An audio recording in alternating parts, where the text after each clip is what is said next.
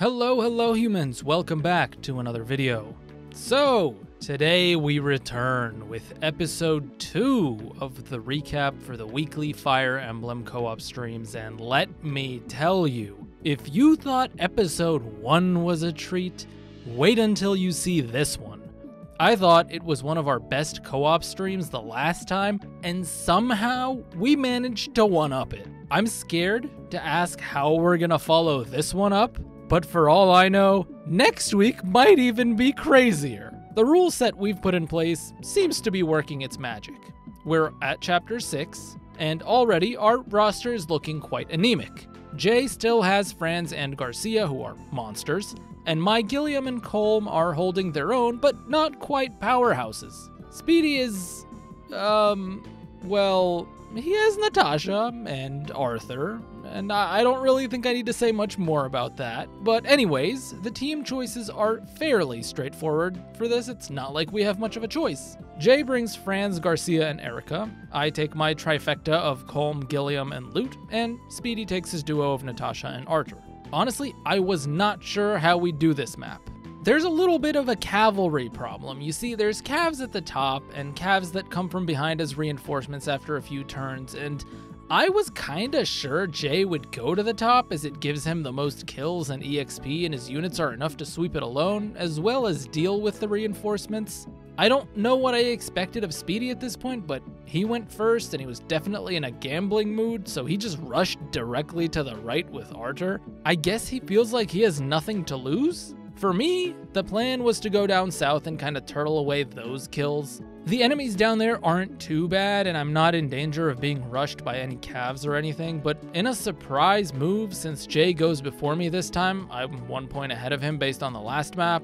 He also rushed down towards the bottom. I was kind of surprised, but this will make things more interesting later, but we effectively all ended up in a ball in the south side of the map. We take things slow and kills are gotten here and there by everyone but me, and that's the theme in this episode, trust me. And then the inevitable happens. You see, those calves at the top are an issue. One of them has an iron blade, and I think the other one has a javelin. And then the reinforcements also spawn around the same time the two calves catch up to our team, so that's at the bottom. And we end up getting rushed by like 5 or 6 calves, and to add insult to injury, my Gilliam has yet to level up a single point in speed. As a result of that, he gets doubled by all the calves, even the Iron Blade one, so I can't tank anything effectively. We were completely overwhelmed by them, and in the process of running away, I was telling Jay to kill a shaman so we can survive. We had a pretty decent formation. I'd say that was likely going to survive the cav onslaught. The issue was Erica's positioning. Previously, we'd had visuals on a mercenary, soldier, and knight on the right side that all targeted a certain tile. I honestly did not think Erica was in range, and in exchange for eliminating the shaman, I made a promise that I'd rescue Erica out of there just in case. Speedy, however, interjected, saying that we need Erica unrescued to kill some of the calves next turn, which is true, but he convinced Jay to leave her out without a rescue. Jay told me to move Colm to scout, and lo and behold, she's in range of all 3 enemies. This is a moment of grief and pure fear, but Erica survives all these enemies for 1 hit, I think maybe except the Iron Blade Mercenary, I'm not really sure. So as long as she dodges, there's a chance. The problem was that we mistakenly kept her equipped with the rapier. That means that she got hit by the knight, killed him in retaliation, and then the soldier moved down and, well, I'll let you see that for yourselves. Concerned about not being able to use her. Dodge, please! Alright, let me get that wheel set up. Bro. The silence from Jay is deafening. I'm sorry, man. I feel partly responsible for that. Let's be real, you don't regret that, Speedy. I don't, because fuck Jay, you know what I'm saying? Like, he let Vanessa die, but legitimately, I was not trying to get Erica killed. I trusted you. You said that she was out of range. After that death, there was an epic gaslighting move that honestly, on the inside, it made me feel a little bit proud. It tugged at my heartstrings. My guy, Speedy, he's grown so much, he's learned from my antics a lot. It's like the Chica meme from Kaguya-sama after the volleyball episode, if anyone see it. I'll put it on screen. But yeah, he immediately starts to try and shift blame on me because he trusted my word. Amazing. Truly amazing. If I wasn't recording audio, I'd be clapping for Speedy right now. We're gonna start to have some fun this run. Anyways, I didn't really bring this up last episode, but here we hit one of our cardinal rules. What happens during a game over? Well, we roll a random wheel and the person whose character caused the game over gets a random unit from their roster eliminated. So Jay, time to roll the wheel. Now, mind you, we're already having issues with this chapter, and as much as I'd love for the competition to be weakened, I also kind of want to get further in the run here, so I'm not exactly rooting for Jay's strongest unit to be deleted. And well, it happened. Franz went to the guillotine with nothing but his iron sword, iron lance, and a bucket of Erica's blood to wash away his salty tears. We are now in a massive hole of trouble. Now at this point, I really wish I'd thought to just go north and get rid of the calves and direct the team up that way. I don't know why we kept insisting on going south. It already proved to be a trap, and yet we did it again. Seriously, what the hell is wrong with us, man? Anyways, we had the bright idea to agree to cooperate throughout this chapter this time and create a defensive formation in the south around the village to tank the calves. The problem is, we didn't really have the killing power to get rid of all 5 of them at once, so we'd have to survive 2 or 3 turns against them. Well, we ended up going for it, and the first turn went okay. We eliminated a couple of calves and were in a decent position for the next wave.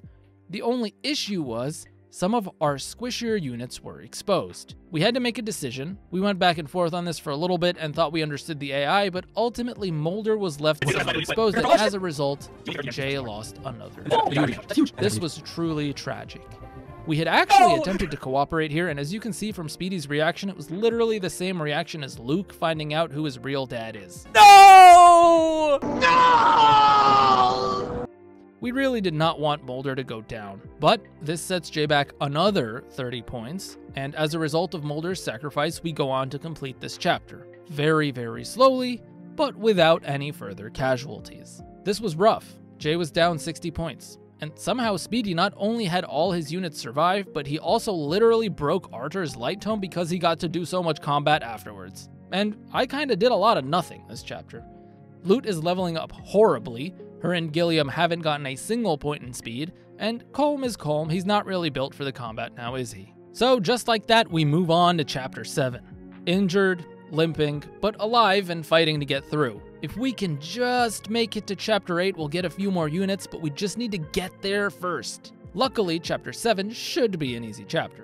There's no fog, there aren't a lot of enemies on the map, there's like no reinforcements, there's a Knight's Crest on the boss and a stealable energy ring, and that's really it. I'd like the energy ring just to have it, but there's no chance they let me get it. But what I do want is that Knight Crest. Now I know there's 0 shot I'll be able to compete for the boss kill with my units being the way they are, but with Colm having gotten a couple speed levels, I'll definitely be able to steal it if I can go in first and get to that boss square. So that's the plan for chapter 7. If I get nothing out of it but the crest, I'm a happy camper. Anyways, we start the chapter, and as usual, Jay is carrying it with his Erica and Garcia doing well to tag team most of the enemies. Speedy is competing with Arthur, and I'm lagging behind heavily. That's kind of been the theme for a while, but that's okay. Slow and steady wins the race, and I'm still ahead on points. Now here's where we reach an interesting point.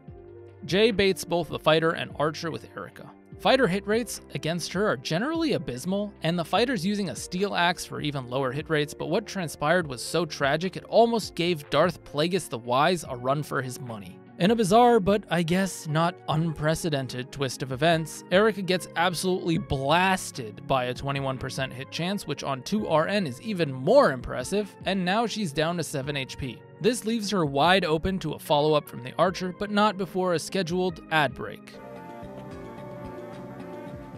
Crit! Oh my god! I gotta get out of here! I gotta get out of here! You missed too. I knew you would get the mountain, but I didn't think you would perfect lethal me with a crit. Anyways, now we're back on our episode of Will Erica Die Again? And the answer is... of course she does. This was nuts. I expected a death or two on chapter 6, but the last thing I expected was for us to have trouble on chapter 7. It's literally a free map. Anyways, you all know what time it is. It's time to spin the wheel. Because of Molder's death last chapter and Franz being eliminated by the wheel, Jay only has 2 units to choose from. Garcia, and Nami. And if you've been keeping up with how much of a train wreck this run has been so far, then I think you can see what's coming. Rest in peace, Garcia. It was nice having you while it lasted. Kind of a shame too, this Garcia was leveling up really nicely, and I honestly would have liked to see him promote and go far in the run. He's honestly an underused unit in Sacred Stones, I feel like. I don't know, tell me if you guys have a different experience with that. Well, time to start over and go even slower this time, which we've also been doing since last chapter. I can't wait until we can actually start moving again. But hey, we're making progress all the same. At some point, the reinforcements behind us catch up and I double back with my units to take care of them, which I thought was going to be easy. Apparently it wasn't, and we found ourselves in a bit of a pickle, sandwiched from both sides. We don't really have the units to survive a lot of hits. Our HP pools are low, my units get doubled, it's not a fun time. As we're trying to figure this out, and with me going last, Jay decides to play his trap card, the Sabotage. No, don't attack it. I'm gonna sabotage. I'm gonna sabotage here. I'm gonna call the sabotage here. I want you to move loot 1 down and end. Okay. Can he heal? This is the last remaining sabotage of this segment until we hit chapter 9, and Jay did a very good job with it. He forced me to move loot down 1 space, basically standing right in front of the fighter, and end my turn. This is a great move. Not only does he basically guarantee loot dying if the fighter hits her next round, but you open up room for the mage to come in and blast Gilliam after she goes down as well. At this point, I'm on the spot and I have to think about how to save her. Honestly, there was a solution here that I didn't see, and it was to rescue her from the top with Gilliam, exposing him to the mage who doesn't double him but hits pretty hard. Then I'd take her with Colm from below Gilliam and drop her to the right. This means she's out of range of everything. Colm blocks the fighter and likely survives around with him, and Gilliam survives around with the mage, but of course under pressure I didn't make the right decision and opted for what you saw on screen, and yeah. Oh, let's go! I hate that death quote. That one makes me feel so bad. Loot goes down. Well played, Jay, which is what I would say, but as a result of loot dying, it leaves Nami wide open to be attacked, and then she goes down. Karma is a... fill in the blank. Well... We can't beat the chapter, guys! We can't beat the chapter.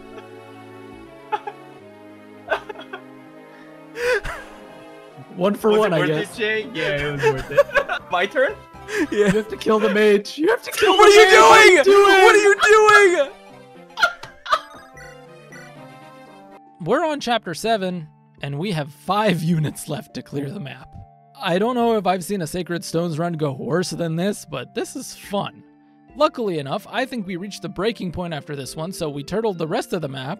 Speedy got enough kills and space to work with, so he promoted Lucius, and at the very, very end, just when everyone thought I had given up, I swooped in very smoothly with Colm and stole the Night Crest from right under their noses. Sure, I lost loot, and with that are 30 valuable points off my score, but I did accomplish my mission, and my biggest competitor is now in a deeper hole than Speedy was at the end of last week. The run is still alive. Next chapter I get Kyle back, and we will probably be in business. But even more exciting than that is the incoming decision that is the route split. Now, I think if you're looking at the points, it's probably safe to say that now that Jay is in last place, we're definitely going Erica route. But that's a story for next week.